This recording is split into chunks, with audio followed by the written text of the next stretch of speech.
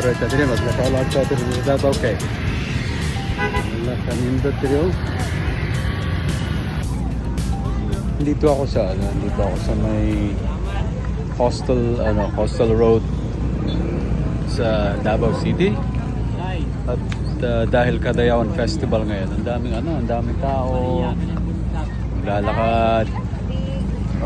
Kahit sa kalumi, ang daming tao.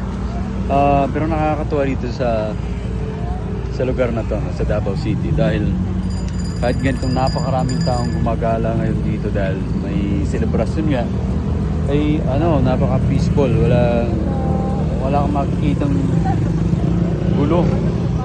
Yung parang hindi ka natatakot na baka ma-snatch ka dito, baka mapagtripan ka. Iba talaga ibang Davao. So palad yung mga Davaoenos dahil meron kang peace of mind dito sa lugar na to. Ang mga tao ay na-enjoy nila yung buhay nila dito sa lugar na to.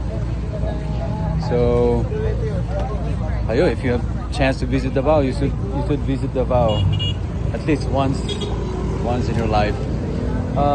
Siyempre meron din mga magagandang lugar sa ibang bahagi ng bansa, but ibang klase yung Davao. So lalo na ngayon, mayroon silang celebration dito. May enjoy yung mga pagkain rito, yung mga activities nila. Mayroon silang mga activities dito sa Davao City ngayon. So gala-gala tayo dito para ma-enjoy natin yung Davao City. Walang problema rito. Napaka-peaceful. So kahit mag-isa ako naglalakad, gumagala, mag-isa, ay